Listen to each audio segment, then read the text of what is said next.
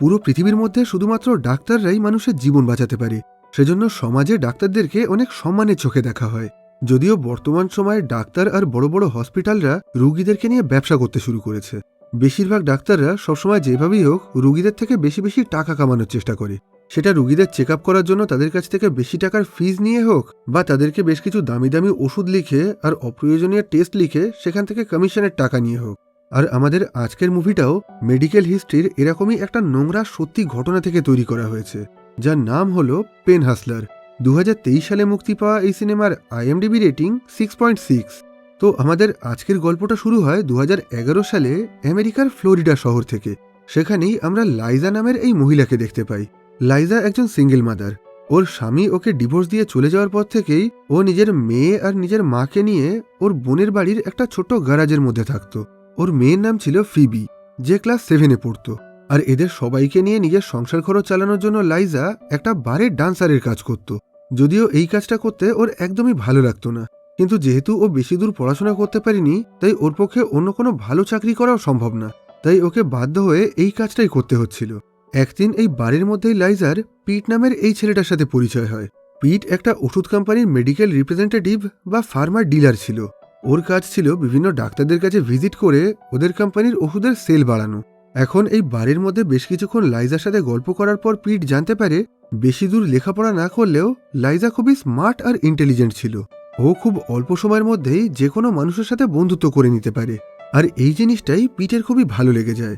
সেজন্য ও লাইজাকে একটা কার্ড দিয়ে বলে, তুমি যদি এই জায়গা থেকে বেরিয়ে নিজের জীবনে ভালো কিছু করতে চাও তাহলে আমাদের কোম্পানিতে এসে চাকরি করো। আমাদের কোম্পানিতে কাজ করলে আগামী 1 বছরের মধ্যেই তুমি $1,00,000 কামাতে পারবে। এখানে প্রথমের দিকে লাইজা পিটের এই কথাগুলোয় খুব একটা গুরুত্ব দেয় না। ও মনে করেছিল পিট হয়তো অতিরিক্ত নেশা করে এখন ভুলভাল বকছে। এই ঘটনার কিছুদিন পর লাইজার সাথে ওর বোনের একটু ঝামেলা বেঁধে যায়। আসলে যেহেতু লাইজা বেশি টাকা ইনকাম করতে পারত না, তাই নিজের সংসার খরচ চালানোর জন্য ও মাঝে মাঝে নিজের বোনের কাছ থেকে টাকা ধার নিত।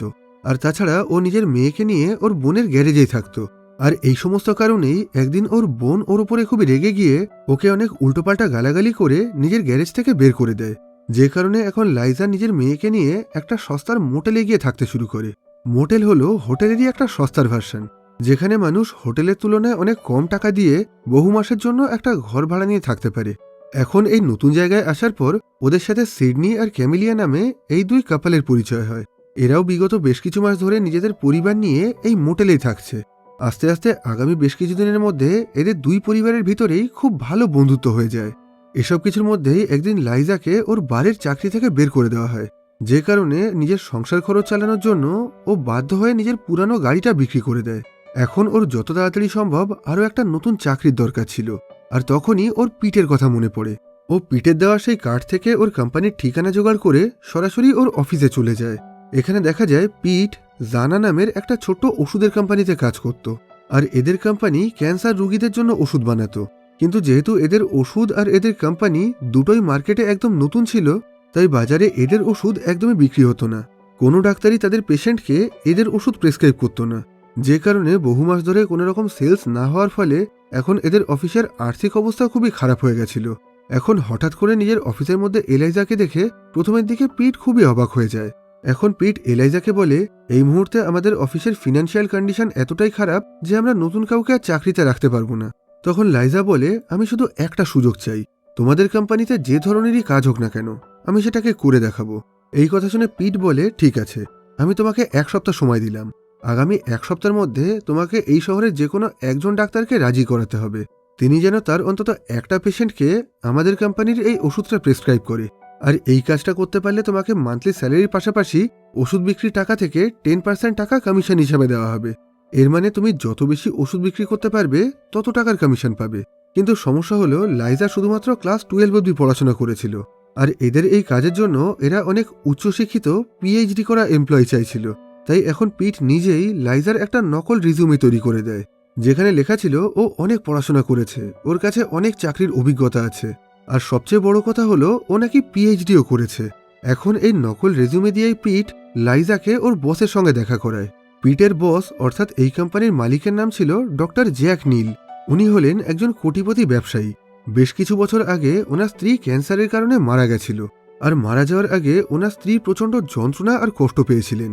নিজের চোখের সামনে নিজের স্ত্রীকে ওইভাবে কষ্ট পেয়ে মারা যেতে দেখে ডক্টর নীলের মনে হয়েছিল সমস্ত ক্যান্সার রোগীদের জন্য ওনার এমন একটা ওষুধ তৈরি করা উচিত যাতে ওই সমস্ত রোগীরা ক্যান্সারের ব্যথা যন্ত্রণাটাকে কোনোভাবেই অনুভব করতে না পারে। আর সেই চিন্তাভাবনা থেকেই উনি $80 মিলিয়ন ইনভেস্ট করে লোনাফিন নামের এই ওষুধটা তৈরি করেন। এখানে দেখা যায় ডক্টর নীল পিটকে এতটাই বিশ্বাস করতেন যে উনি লাইজার রেজিউমেটা না দেখেই ওকে নিজের কোম্পানিতে চাকরিতে রেখে দেন। এখন নিজের এই নতুন চাকরিটা পেয়ে লাইজা প্রচণ্ড খুশি হয়। সবার আগে ও বাড়ি ফিরে ওদের কোম্পানির ওষুধ আর ওদের কম্পিটিটর কোম্পানির ওষুধের সম্পর্কে সমস্ত রকম রিসার্চ করতে শুরু করে। আর সেখান থেকেই ও জানতে পারে এতদিন ধরে পুরো আমেরিকা জুড়েই সমস্ত ক্যান্সার রোগীদের শরীরের ব্যথা কমানোর জন্য তাদেরকে প্যারক্সিয়াম নামের এক ধরনের ওষুধ দেওয়া হতো, যে ওষুধটাকে ললিপপের মতন চুষে চুষে খেতে হতো। আর এই ওষুধটা খাওয়ার ৪৫ মিনিট পর থেকে কাজ শুরু করত, কিন্তু ৪৫ মিনিট পরেও এটা খুব একটা ভালোভাবে কাজ করতো না। আর তাছাড়া সারাদিন ধরে এই ওষুধটা চোষার জন্য মানুষের গালেও ঘা হয়ে যেত। আর সবচেয়ে বড় কথা হলো এই ওষুধের মধ্যে ফ্যান্টালিন নামের এমন এক ধরনের ড্রাগ দেওয়া রয়েছে যেটা মানুষের শরীরের ক্ষতি করে। এই ড্রাগের কারণে এর আগে আমেরিকায় অনেক মানুষ মারা গেছে। আর এই ওষুধটাকে বেশি দিন ধরে ব্যবহার করলে একটা সময় মানুষ এটার নেশায় পড়ে যেতে শুরু করে। আর একটা সময় মদ, বিড়ি, সিগারেটের মতন রোগীরা এই ওষুধটাকেও নেশার কাজে ব্যবহার করতে শুরু করে। কিন্তু সেই তুলনায় ডক্টর নীলের তৈরি ওষুধ অর্থাৎ লোনাফিন একদমই ভালো ছিল।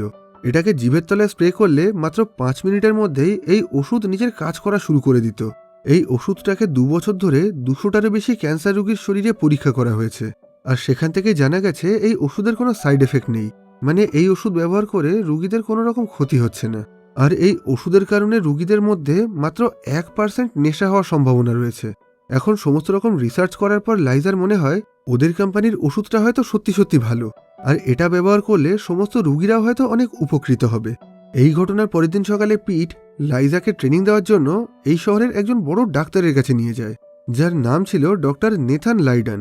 এখন পিট বলে আগের বছর ডক্টর লাইডান আমাদের কম্পিটিটর কোম্পানিকে $90 লাখ প্রফিট করিয়েছিল। ইনি হলেন আমাদের সবচেয়ে বড় টার্গেট। আমরা যদি একবার কোনোভাবে ডক্টর লাইডানকে নিজেদের দলে করে নিতে পারি তাহলে আমাদের সবারই ভাগ্য খুলে যাবে।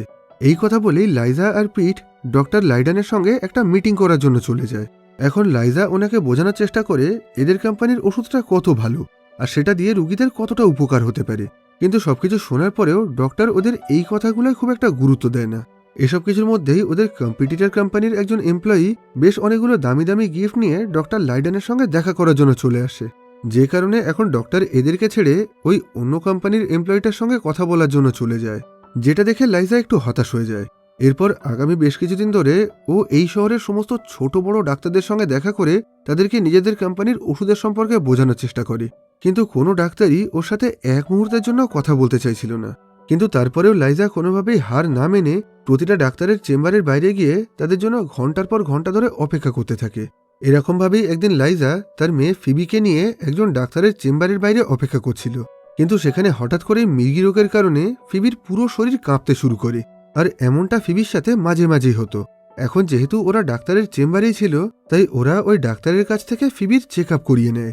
এখন বেশ অনেকগুলো টেস্ট আর সিটি স্ক্যান করার পর ওই ডাক্তার জানতে পারে ফিবির মাথায় একটা জায়গায় শিরার মধ্যে বেশ অনেকটা রক্ত জমে আছে। এখন ওই ডাক্তার বলে এই রোগটা নিয়ে চিন্তা করার কোনো ব্যাপার নেই, ফিবি একটু বড় হওয়ার সাথে সাথেই ওর রোগটা আপনা আপনি সেরে যাওয়ার সম্ভাবনা আছে, কিন্তু যদি আগামী 2 বছরের মধ্যেও এটা ঠিক না হয় তাহলে আমাদেরকে ফিবির মাথায় অপারেশন করে ওই জমাট বাঁধা রক্তটা ওখান থেকে বের করে আনতে হবে। কিন্তু সমস্যা হলো এই ব্রেন সার্জারির জন্য কোনো ইন্স্যুরেন্স কোম্পানি টাকা দেয় না, তাই এই পুরো টাকাটাই আপনাদেরকে খরচ করতে হবে। এই কথা শুনে এখন লাইজা প্রচণ্ড দুশ্চিন্তায় পড়ে যায়। এখন ও ঠিক করে নেয় কিছুদিনের জন্য ও ফিবিকে নিজের এক্স হাজব্যান্ডের বাড়িতে রেখে আসবে, কারণ ডাক্তার বলেছিল আগামী 6 মাসের জন্য ফিবিকে খুবই শান্ত আর নিরিবিলি পরিবেশে থাকতে। কিন্তু লাইজারা এখন যে মোটেলে থাকতো তার আশেপাশে সবসময়ের জন্য আওয়াজ হতো, যে কারণে রাতে ওরা ঠিকভাবে ঘুমাতেও পারত না। এখন লাইজা যখন ফিবিকে নিয়ে শহরের বাইরে ওর এক্স হাজব্যান্ডের বাড়িতে যাচ্ছিল তখনই পিট ওকে কল করে বলে, তুমি কাজ করা বাদ দিয়ে এখন শহরের বাইরে কোথায় যাচ্ছ? আমি তোমার কাছে থাকা কোম্পানির ফোনের জিপিএস থেকে তোমার লোকেশন দেখতে পাচ্ছি।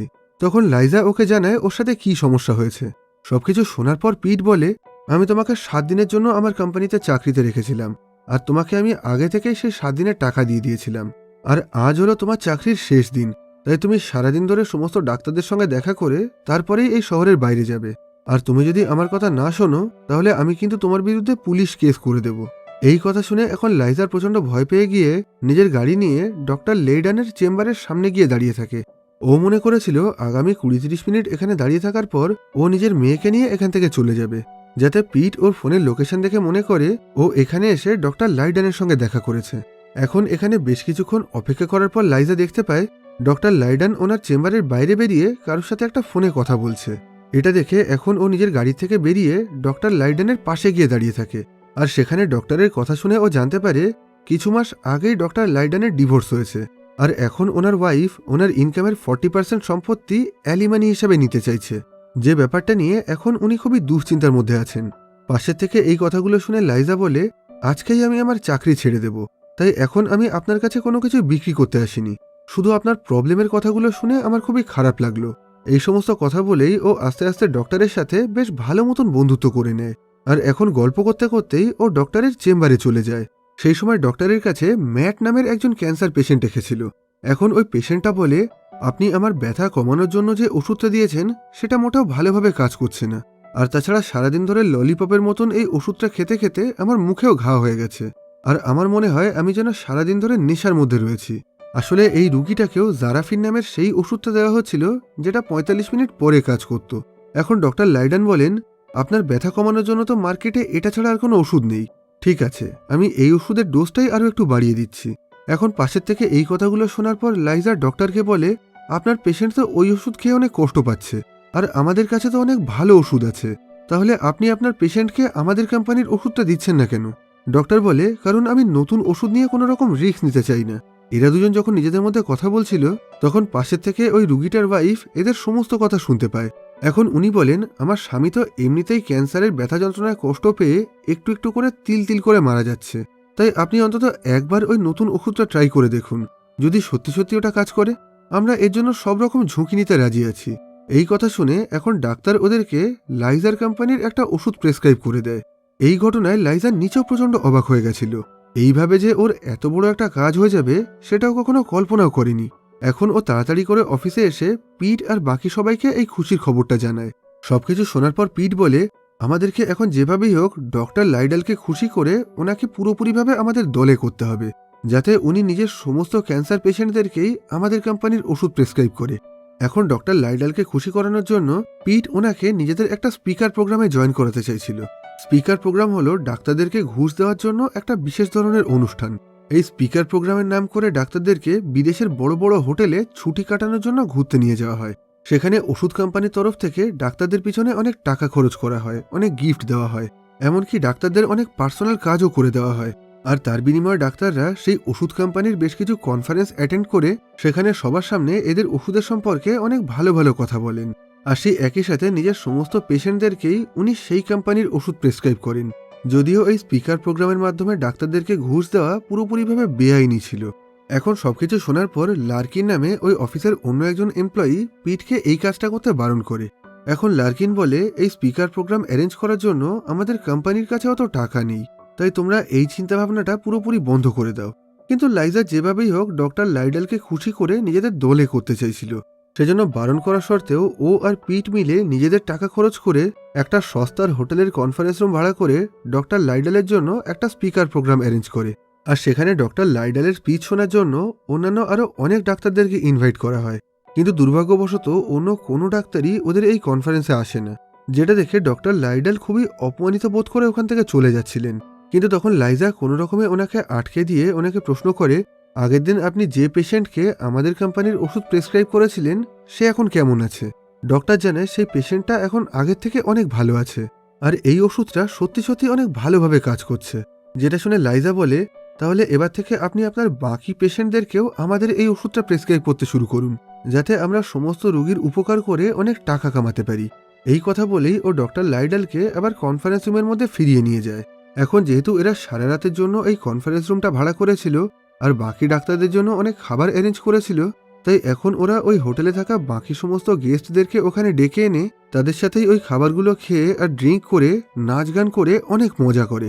এমনকি একটা সময় লাইজা আর পিট মিলে ডক্টরের জীবনের দুঃখের কাহিনীগুলো শুনতে শুরু করে।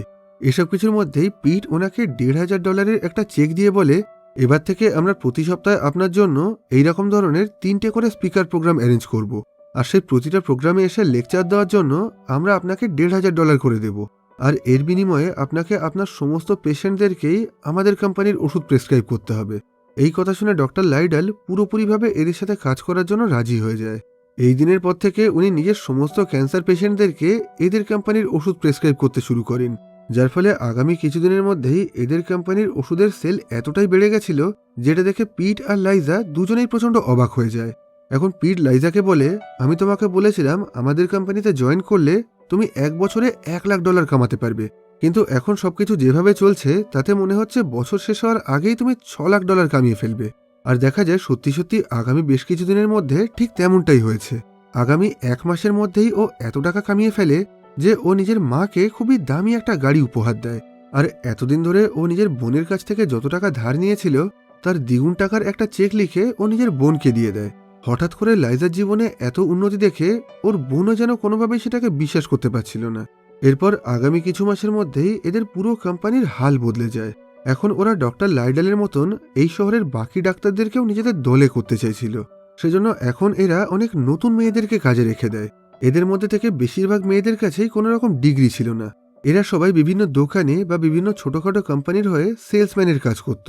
এখন এই কোম্পানিতে আসার পর এদের সবার কাজ ছিল এই শহরের বাকি ডাক্তারদের সঙ্গে দেখা করে তাদেরকেও এদের কোম্পানির সাথে কাজ করার জন্য রাজি করানো, যাতে সেই ডাক্তাররাও তাদের ক্যান্সার পেশেন্টদেরকে এদের কোম্পানির ওষুধই প্রেসক্রাইব করে। এখানে বাকি সমস্ত মেয়েদের সাথে লাইজা নিজের বয়স্ক মাকেও এই কোম্পানিতে একটা চাকরি দিয়ে দেয়। এরপর থেকে এরা সবাই মিলে এই শহরের বাকি সমস্ত ডাক্তারদের সঙ্গে দেখা করে তাদেরকে দামি দামি গিফট দিয়ে, বিদেশে ঘুরতে নিয়ে গিয়ে, টাকা পয়সার ঘুষ দিয়ে আর আরও অনেক রকমভাবে খুশি করে যেভাবেই হোক নিজেদের কোম্পানির সাথে কাজ করার জন্য রাজি করিয়ে নেয়। যদিও ওষুধ কোম্পানির তরফ থেকে ডাক্তারদেরকে ঘুষ বা গিফট দেওয়া পুরোপুরি বেআইনি ছিল, কিন্তু তারপরেও এই কাজ করে ওরা এই শহরের বেশিরভাগ ডাক্তারদেরকে নিজেদের দলে করে নেয়। আর মাত্র কিছু মাসের মধ্যেই ওরা এই পুরো শহরের 86% মার্কেট শেয়ার দখল করে নেয়।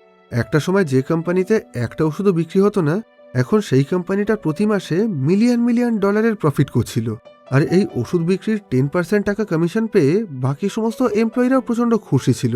আর এর সবকিছুই হয়েছিল লাইজার জন্য।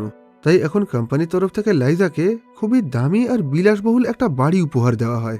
এখন লাইজা আর ওর মেয়ের জীবনও পুরোপুরি বদলে গেছিল। এখন ওরা দামি দামি জামা কাপড় পরতো, বিলাসবহুল গাড়িতে ঘুরতো, এমনকি লাইজা অনেক টাকার ডোনেশন দিয়ে এই শহরের সবচেয়ে দামি আর বড় স্কুলে নিজের মেয়েকে ভর্তি করায়। লাইজার পুরো জীবনটাই এত তাড়াতাড়ি বদলে গেছিল যে মাঝে মাঝে ও যেন সেটাকে বিশ্বাস করে উঠতে পারত না। এখন মাসের শেষে হিসাব করে দেখা যায় এইভাবে ডাক্তারদেরকে স্পিকার প্রোগ্রামে জয়েন করিয়ে তাদেরকে ঘুষ দিয়ে মাত্র 1 মাসের মধ্যেই এদের কোম্পানি $96 মিলিয়ন প্রফিট করেছে। এখন পিট আর লাইজা ডক্টর নীলকে বলে, আমরা শুধু মিডল ইস্ট আমেরিকা থেকেই 1 মাসের মধ্যে এত টাকা ইনকাম করতে পেরেছি।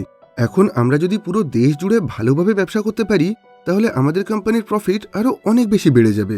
আর সেজন্য এখন আমাদেরকে পুরো দেশের সমস্ত ডাক্তারদের সাথেই স্পিকার প্রোগ্রাম অ্যারেঞ্জ করতে হবে, আর তাদের সবাইকেও কমিশন আর টাকা পয়সা দিয়ে খুশি রাখতে হবে। এই ঘটনার কিছুদিন পরেই এদের কোম্পানি মার্কেটে নিজেদের আইপিও বা পাবলিক শেয়ার লঞ্চ করে। আর লঞ্চের মাত্র 3 দিনের মধ্যেই এরা সেখান থেকে 400% প্রফিট কামিয়ে নেয়, কারণ এখন এদের ওষুধটা পুরো দেশেই অনেক জনপ্রিয় হয়ে উঠেছিল। আর সেজন্য এখন সমস্ত লোকজন অনেক বেশি টাকা দিয়েও এদের কোম্পানির শেয়ার কিনতে চাইছিল। আর এইভাবে কিছুদিনের মধ্যেই এরা পুরো দেশের 1 নম্বর আইপিও হয়ে ওঠে, যে উপলক্ষে এদের অফিসে আরও একটা পার্টির আয়োজন করা হয়। এখন এদের চারিদিকে যেন টাকার বৃষ্টি হচ্ছিল। সেখানেই লাইজাকে এই কোম্পানির বেশ কিছুটা শেয়ার দেওয়া হয়, যে শেয়ারের দাম ছিল $20 মিলিয়ন। আসলে সমস্ত বড় বড় কোম্পানিতেই তাদের টপ লেভেল এমপ্লয়ীদেরকে লয়্যালটির জন্য সেই কোম্পানির বেশ কিছুটা করে শেয়ার দেওয়া হয়, যেগুলোকে চাইলে তারা বিক্রিও করতে পারে আবার নিজের কাছে রেখেও দিতে পারে। এখন লাইজাকে জানানো হয় ওর শেয়ারের দাম $20 মিলিয়ন ঠিকই, কিন্তু ও সেই শেয়ারটাকে এখনই বিক্রি করতে পারবে না। ওকে এই কোম্পানিতে খুব কম করে হলেও 1.5 বছর চাকরি করতে হবে, আর সেই 1.5 বছর হতে এখনো 6 মাস বাকি আছে। কিন্তু এত টাকা পাওয়ার পরেও লাইজা যেন কোনোভাবেই খুশি ছিল না, কারণ এই জায়গায় পৌঁছানোর জন্য ওরা সমস্ত ডাক্তারদেরকেই বেআইনিভাবে ঘুষ দিয়েছে, যে জিনিসটা ওর একদমই পছন্দ ছিল না। একদিকে লাইজা যখন নিজের করা কাজের জন্য পস্তাচ্ছিল, তখন অন্যদিকে ওর মা চাইছিল ওনাকে যেন নিজের করা কাজের জন্য আরও বেশি টাকা কমিশন দেওয়া হয়, কারণ উনিও এই কোম্পানির একজন সেলস পার্সন ছিলেন। আর সেজন্যই এখন এই পার্টি চলাকালীন লাইজার মা এই কোম্পানির মালিক অর্থাৎ ডক্টর নীলের সঙ্গে ভালো করে বন্ধুত্ব করার চেষ্টা করে। এই পার্টির কিছুদিন পর থেকেই ডক্টর নীল পুরোপুরিভাবে অফিসে আসা বন্ধ করে দেন। এখন উনি নিজের সমস্ত কাজ নিজের বাড়ি থেকেই করতেন, আর সেজন্যই মাঝে মাঝে পিট আর লাইজাকে অফিসের সমস্ত ফাইল নিয়ে ওনার বাড়িতে গিয়ে ওনার সঙ্গে দেখা করতে হতো। কিন্তু ডক্টর নীলের সাথে দেখা করার আগে এদেরকে নিজেদের ফোন, ব্যাগ, ওয়ালেট সবকিছুই ডক্টর নীলের সিকিউরিটি গার্ডের কাছে জমা রেখে যেতে হতো, যাতে ঘরের মধ্যে এদের ভিতরে কি কথা হচ্ছে সেটা যেন এরা কোনোভাবেই রেকর্ড না করতে পারে। একদিন ডক্টর নীল এদের সবাইকে নিজেদের বাড়িতে ডেকে বলেন, আমাদেরকে আমাদের কোম্পানির ওষুধের সেল আরও বেশি বাড়াতে হবে। এতদিন ধরে আমরা শুধুমাত্র ক্যান্সার পেশেন্টদের কাছেই আমাদের ওষুধগুলো বিক্রি করার চেষ্টা করতাম, কিন্তু এখন আমাদেরকে যে কোনো ধরনের ব্যথার জন্যই রুগীদেরকে আমাদের এই ওষুধটা দিতে হবে। সেটা পেট ব্যথা, হাঁটু ব্যথা, মাথা ব্যথা যাই হোক না কেন, এখন আমাদেরকে ডাক্তারদেরকে আরও বেশি টাকা কমিশন দিতে হবে, যাতে ডাক্তাররা তাদের সমস্ত রুগীদেরকেই আমাদের এই ওষুধটা প্রেসক্রাইব করে। কিন্তু লাইজা পুরোপুরিভাবে এই কথাটার প্রতিবাদ জানায়। ও বলে, আমরা ক্যান্সার রুগীদের ওষুধ তো সাধারণ পেশেন্টদেরকে দিতে পারি না, এমনটা করলে তো পেশেন্টদেরই ক্ষতি হবে, আর তাছাড়া রুগীদের কাছে ভুল ওষুধ বিক্রি করা পুরোপুরি বেআইনি কাজ। কিন্তু এত কিছুর পরেও ডক্টর নীল কোনোভাবেই ওর এই কথাগুলো শুনতে চাইছিল না। সেজন্য এখন পিট বাধ্য হয়ে ডক্টর নীলের কথা মতন এই কাজটা করার জন্য রাজি হয়ে যায়। এখন এই মিটিং শেষ হওয়ার পর ডক্টর নীল লাইজাকে বলেন, আগের দিনের পার্টিতে তোমার মা আমার সঙ্গে দেখা করে নিজের কমিশন বাড়ানোর কথা বলেছিলেন, আর তারপর থেকে উনি মাঝে মাঝেই আমার সাথে যোগাযোগ করে আমাকে এই কথাগুলো বলেন, যে জিনিসটা আমার একদমই পছন্দ হচ্ছে না। তাই আমি চাই তুমি আজই তোমার মাকে আমাদের কোম্পানির চাকরি থেকে বের করে দাও। এই কথা শুনে এখন লাইজাও বাধ্য হয়ে ঠিক তেমনটাই করে, যদিও প্রথমের দিকে ওর মা মোটেও এই চাকরিটা ছাড়তে চাইছিলেন না, আর সেজন্য এই বিষয়টা নিয়ে ওদের দুজনের মধ্যে একটু ঝামেলা বেঁধে যায়। কিন্তু শেষ অবধি ওর মা নিজের চাকরি ছাড়ার জন্য রাজি হয়ে যায়। অন্যদিকে পিট এখন কোম্পানির বাকি সমস্ত এমপ্লয়ীদেরকে বলে দেয় তারা যেন এখন সমস্ত ডাক্তারদেরকে ক্যান্সার রোগীদের পাশাপাশি বাকি সমস্ত রোগীদেরকেও এই ওষুধটা প্রেসক্রাইব করতে বলে। এখন বাকি সবার সাথে সাথে লাইজাকেও বাধ্য হয়ে এই কাজটা করতে হয়। সেজন্যই একদিন ও বেশ দামি একটা গিফট নিয়ে ডক্টর লাইডেনের সঙ্গে দেখা করে। এখন লাইজার কাছ থেকে সবকিছু শোনার পর ডক্টর লাইডেন বলেন, আমি আমার সমস্ত পেশেন্টদেরকেই জোর করে তোমাদের এই ওষুধটা প্রেসক্রাইব করব, কিন্তু তার জন্য আমার টোটাল সেল থেকে আমাকে 25% টাকা কমিশন দিতে হবে। এখানে টাকার লোভে ডক্টর লাইডেন একবারের জন্য রুগীদের কথা চিন্তা করছিলেন না। এরপর আগামী কিছু মাসের মধ্যেই ডাক্তাররা সমস্ত রুগীদেরকেই এই ওষুধটা প্রেসক্রাইব করতে শুরু করে, কিন্তু আস্তে আস্তে সমস্ত রুগীরাই এই ওষুধের নেশায় পড়ে যাচ্ছিল। এই ওষুধটা ব্যবহার করার পর শরীরে একটা অদ্ভুত ধরনের নেশার অনুভূতি হতো, আর সমস্ত রুগীদের সেই অনুভূতিটা এতটাই ভালো লেগে গেছিল যে ওরা সবাই এই ওষুধ ব্যবহার করে নেশা করতে শুরু করে, যার ফলে রুগীরা সুস্থ হয়ে যাওয়ার পরেও ডাক্তারকে মিথ্যে কথা বলে জোর করে এই ওষুধগুলো ব্যবহার করছিল। কিন্তু কিছু মাস কাটার পরেই অতিরিক্ত ওষুধ ব্যবহারের ফলে সমস্ত রুগীদের শরীরেই অনেক অসুবিধা দেখা দিচ্ছিল। অনেক রুগীদের দাঁত পুড়ে যাচ্ছিল, মুখ দিয়ে রক্ত বেরোচ্ছিল, আবার অনেকে তো মারাও যাচ্ছিল। কিন্তু এত কিছুর পরেও ডাক্তারদের যেন কিছুই যায় আসে না, তারা এখনও একটানা সমস্ত রুগীদেরকেই এই ওষুধটা প্রেসক্রাইব করতে থাকে, যার ফলে এখন এই ওষুধে নেশা করার জন্য সমস্ত ডাক্তারদের কাছেই রুগীদের অনেক লম্বা লাইন পড়ে গেছিল। এসব কিছুর মধ্যেই একদিন লাইজার মেয়ে ফিবি মির্গি রোগের কারণে স্কুলের মধ্যে মাথা ঘুরে পড়ে যায়। এখন চেক আপ করার পর ডাক্তার জানতে পারে ফিবির মাথায় থাকা সেই রক্তের দলাটা এখন আরও অনেক বড় হয়ে গেছে, সেজন্য আগামী 2 সপ্তাহের মধ্যেই ওর ব্রেন সার্জারি করতে হবে, আর তার জন্য এদের $6 লাখ প্রয়োজন। কিন্তু লাইজার ব্যাংক অ্যাকাউন্টে এই মুহূর্তে $2.5 লক্ষ ছিল, আর ওর কাছে এই কোম্পানির $20 মিলিয়ন যে শেয়ার ছিল সেটা বিক্রি করতে গেলেও এখনও বেশ কিছু মাস অপেক্ষা করতে হবে।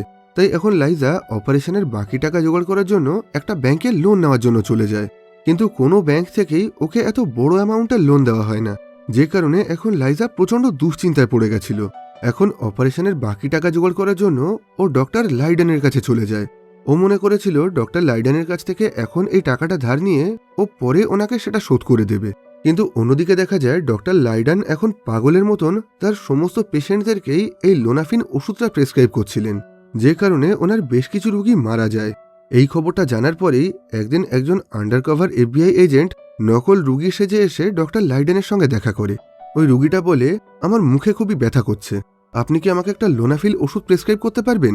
এই কথা বলেই ওই রুগীটা ডক্টরকে বেশ অনেকটা টাকা দেয়, যেটা দেখে ডক্টর লাইডেল ওই রুগীটার কোনো রকম চেক আপ না করেই তাকে বেশ কিছুটা লোনাফিন ওষুধ প্রেসক্রাইব করে দেয়।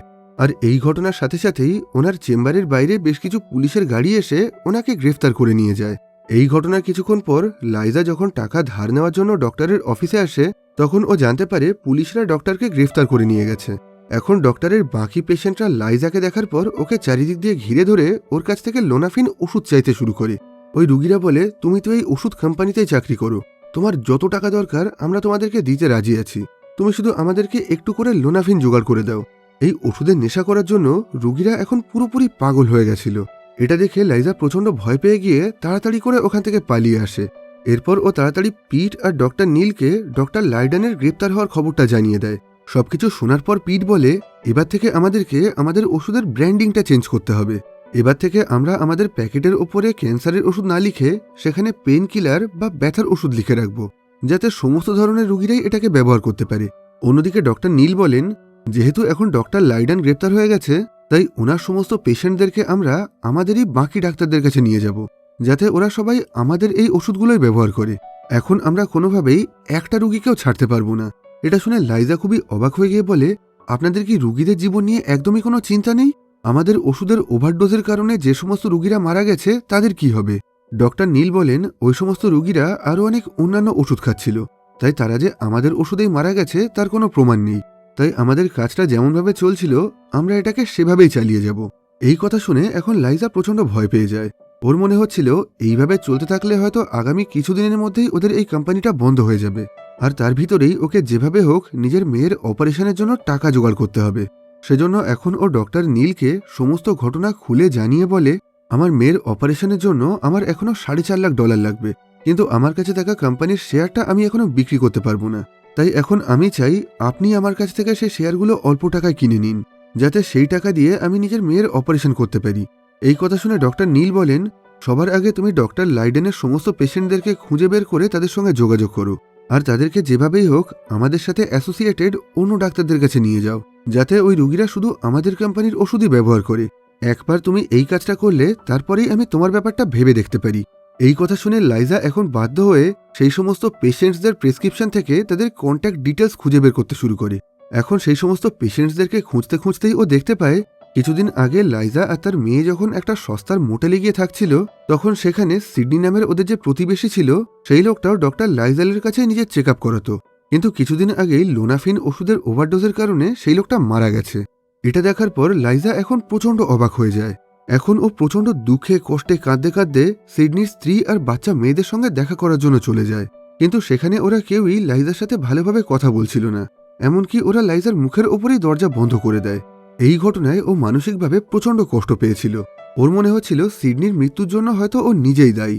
বেআইনিভাবে ডাক্তারদেরকে ঘুষ দিয়ে সমস্ত রোগীদের কাছে জোর করে এই ওষুধটা বিক্রি করার জন্য এখন ওর এতটাই খারাপ লাগছিল যে পরের দিন সকালেই ও পুলিশের কাছে গিয়ে নিজের করা সমস্ত বেআইনি কাজের ব্যাপারে জানিয়ে দেয়। আর প্রথম থেকেই ওর সাথে সাথে বাকি যারা এই কাজে জড়িত আছে ও তাদের প্রত্যেকের নাম করে দেয়। সবকিছু শোনার পর ওই পুলিশ অ্যাটর্নি বলেন, তোমার সাথে যে ডক্টর নীল এই কাজে জড়িত আছে, তোমার কাছে কি তার কোনো প্রমাণ আছে?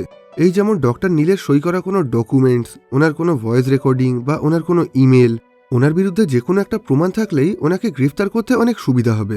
যেটা শুনে লাইজা বলে, না, আমার কাছে ওনার এই সমস্ত কাজের কোনো প্রমাণ নেই, কারণ প্রথমত ডক্টর নীল অফিসে আসেন না, আমাদেরকে ওনার বাড়িতে গিয়ে ওনার সঙ্গে দেখা করতে হয়, আর ওনার সঙ্গে দেখা করার সময় আমরা কোনো ফোন, ব্যাগ, ওয়ালেট কিছুই নিয়ে যেতে পারি না। আমরা শুধু মাঝে মাঝে ওনার কাছে কোম্পানির বেশ কিছু ফাইল আর ডকুমেন্টস নিয়ে যাই, যেগুলোকে দেখার পর উনি আমাদেরকে বলে দেন এরপর আমাদেরকে কি করতে হবে, কিন্তু উনি কখনোই কোনো কাগজে সই করেন না। তাই উনিও যে এই কাজে জড়িত আছেন তার কোনো প্রমাণ জোগাড় করা কোনোভাবেই সম্ভব না। যেটা শুনে ওই পুলিশ অ্যাটর্নি বলেন, কোনো প্রমাণ না থাকলে ওনাকে কোনোভাবেই শাস্তি দেওয়া সম্ভব না। উনি খুব বড় একটা উকিল ভাড়া করে খুব সহজে এখান থেকে বেরিয়ে যাবেন, আর তারপর আবার নিজের এই কাজটা করতে থাকবেন। তাই তোমাকে যেভাবেই হোক কিছু একটা প্রমাণ তো জোগাড় করতেই হবে। এখন বাড়ি ফিরে আগামী বেশ কিছুদিন ধরে চিন্তাভাবনা করার পর লাইজার মাথায় একটা আইডিয়া আসে। ও পিটকে একটা ইমেলে লেখে, আমি ডক্টর লাইডেলের সমস্ত পেশেন্টদেরকে খুঁজে পেয়েছি, আর তাদেরকে আমাদেরই বেশ কিছু আলাদা আলাদা ডাক্তারদের কাছে পাঠিয়েছি, কিন্তু এখন এই সমস্ত অতিরিক্ত পেশেন্টদেরকে দেখার জন্য ওই ডাক্তাররা আমাদের কাছ থেকে আরও বেশ কিছু টাকা চাইছে। এখন পিট এই ইমেলের একটা প্রিন্ট আউট কপি নিয়ে ডক্টর নীলের সঙ্গে দেখা করে, আর সেখানে ডক্টর নীল নিজের হাতেই ওই প্রিন্ট আউটের উপরে লিখে দেন কোন ডাক্তারকে কত টাকা দেওয়া উচিত। এর কিছুক্ষণ পর পিট ওই প্রিন্ট আউটের কাগজটা নিয়ে আরও একবার লাইজার সঙ্গে দেখা করে, আর ওকে জানিয়ে দেয় ওদের কোম্পানির তরফ থেকে কোন ডাক্তারকে কত টাকা দেওয়া হবে। এখানে কথা বলার পর পিট ওই প্রিন্ট আউটের কাগজটা নিজের একটা জ্যাকেটের মধ্যে ঢুকিয়ে রেখে দেয়। আর তারপর সেই জ্যাকেটটা একটা ঘরের মধ্যে রেখে দিয়ে বাইরে হল রুমে বেশ কিছু ডাক্তারদের সঙ্গে একটা কনফারেন্স করার জন্য চলে যায়। এখানে পিট যখন ওই ডাক্তারদেরকে নিয়ে ব্যস্ত ছিল, তখন সেই সুযোগে লাইজা ওর জ্যাকেটের পকেট থেকে ডক্টর নীলের সই করা সেই প্রিন্ট আউটের কাগজটা বের করে নেয়। এরপর ও ব্যাগের মধ্যে ওই কাগজটা ভরে তাড়াতাড়ি করে ওখান থেকে পালাতে শুরু করে, কিন্তু দুর্ভাগ্যবশত শেষ মুহূর্তে পিট ওকে হাতে নাতে ধরে ফেলে। এখন লাইজার ব্যাগের মধ্যে ওই কাগজটা দেখতে পেয়ে পিট খুব ভালোভাবেই বুঝতে পারে লাইজা এখন পুলিশদের জন্য কাজ করছে। সেজন্য এখন লাইজা ওকে নিজে থেকেই সমস্ত সত্যি কথা বলে দেয়। লাইজা বলে, আমি নিজেই পুলিশের কাছে গিয়ে আত্মসমর্পণ করেছি, আর সেখানে তোমাদের সবার নাম জানিয়ে দিয়েছি। এই কথা শুনে পিট প্রচণ্ড ভয় পেয়ে গিয়ে তাড়াতাড়ি করে এই সমস্ত কথা ডক্টর নীলকে জানিয়ে দেয়। সবকিছু শোনার পর ডক্টর নীল আর তার উকিল মিলে পিটকে বলে, যেহেতু এখন লাইজা পুলিশকে আমাদের ব্যাপারে সবকিছু বলে দিয়েছে, তাই আমরা আর কোনোভাবেই পালাতে পারবো না। আমাদের সবাইকেই পুলিশের কাছে ধরা পড়তে হবে। তবে আমি চাই তুমি পুলিশের কাছে ধরা পড়ার পর বলো এই সমস্ত কাজগুলো তোমরা করেছো। এই ব্যাপারে আমি কিছুই জানতাম না, যাতে এই ঘটনায় আমার কোনো রকম শাস্তি না হয়। আমার এই কাজটা করে দিলে আমি তোমাকে আর তোমার পরিবারকে এত টাকা দেব যে তোমরা সারা জীবন ধরেও সেগুলোকে খরচ করে উঠতে পারবে না। সবকিছু শোনার পর পিট এখন বাধ্য হয়ে ডক্টর নীলের এই সমস্ত কথায় রাজি হয়ে যায়। এরপর ডক্টর নীলের উকিল ওই কোম্পানির বাকি সমস্ত এমপ্লয়ীদেরকেও এই একই কথা শিখিয়ে দেয় যে পুলিশের কাছে ধরা পড়ার পর ওরা যেন কখনো কোনোভাবেই ডক্টর নীলের নাম না করে, আর এর জন্য তাদের প্রত্যেককেই বেশ অনেকটা করে টাকা দেওয়া হয়।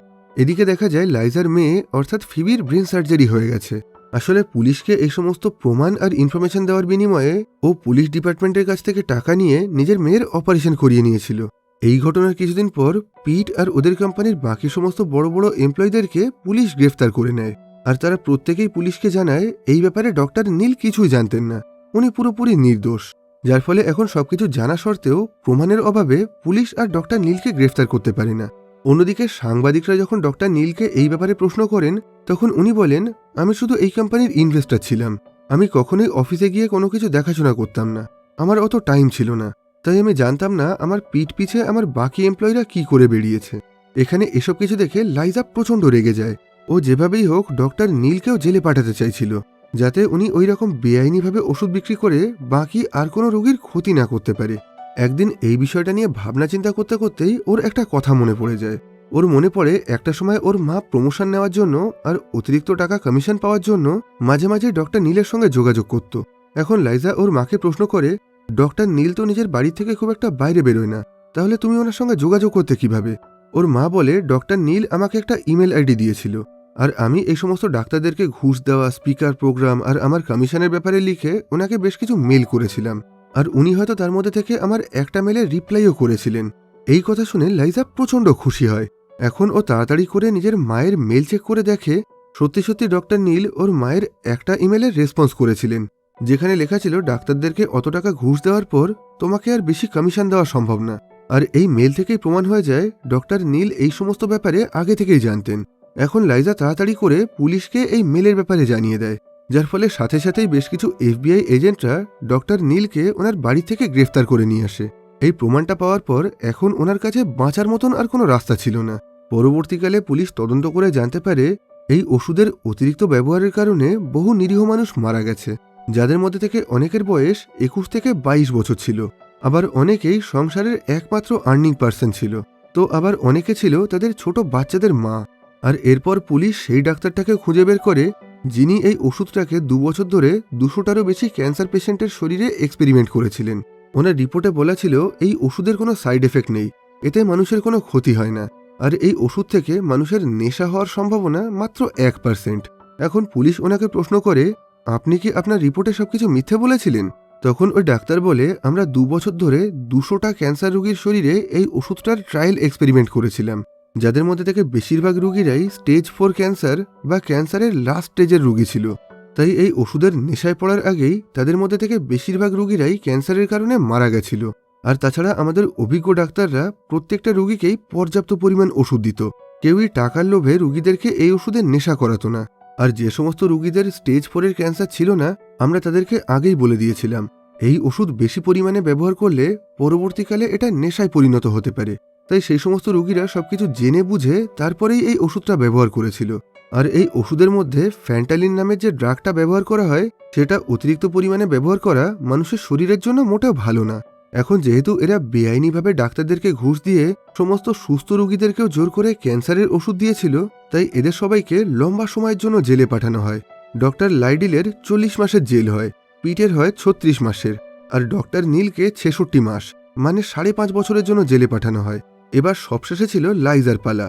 আদালতের মধ্যে পুলিশ জাজকে অনুরোধ করে লাইজাকে যেন কোনো রকম শাস্তি না দেওয়া হয়, কারণ ও নিজের ভুল বুঝতে পেরে নিজে থেকেই পুলিশের কাছে আত্মসমর্পণ করেছিল। এমনকি এখন আদালতের মধ্যে লাইজা আরও একবার নিজের সমস্ত দোষ স্বীকার করে নেয়। এখন সবকিছু শোনার পর আদালতের জাজ বলেন, আজকে লাইজার কারণেই অনেক নিরীহ মানুষ মারা গেছে, তাই এখন একে যদি শাস্তি না দিয়ে ছেড়ে দেওয়া হয় তাহলে সেই সমস্ত মানুষের প্রতি অনেক অন্যায় অবিচার করা হবে। তাই এখন লাইজার শাস্তি কমিয়ে ওকে মাত্র 15 মাসের জন্য জেলে পাঠানো হয়। এরপর দেখা যায় জেল থেকে বাইরে বেরোনোর পর লাইজা পুরোপুরি বদলে গেছিল। ও নিজের মা আর মেয়ের সাথে নিজেদের একটা নতুন ছোট্ট ব্যবসা শুরু করেছিল। কিন্তু এত মাস জেলে থাকার পরেও এখনও ওর মাঝে মাঝেই নিজের করা কাজের জন্য প্রচণ্ড অনুশোচনা হতো। ওর বারবারই মনে হতো ওর কারণে অনেক নিরীহ মানুষ মারা গেছে। এরপর সবশেষে আমাদেরকে ডক্টর নীলের গ্রেপ্তার হওয়ার একটা আসল ভিডিও ফুটেজ দেখানো হয়। জানা যায় ওনার আসল নাম ছিল জন কাপুর, আর ওনার কোম্পানির আসল নাম ছিল ইনসিস। আর এর সাথে সাথে এখানেই এই সিনেমার গল্পটা শেষ হয়। আর এর সাথে সাথে এই ভিডিওটাকে এখানেই শেষ করছি। এই ভিডিওটা আপনাদের কেমন লাগলো কমেন্ট বক্সে জানাতে পারেন। ভালো লেগে থাকলে ভিডিওটাকে লাইক করতে পারেন, আর খারাপ লাগলে অবশ্যই ডিসলাইক করবেন। আবার খুব তাড়াতাড়ি দেখা হবে নতুন অন্য একটা ভিডিওতে।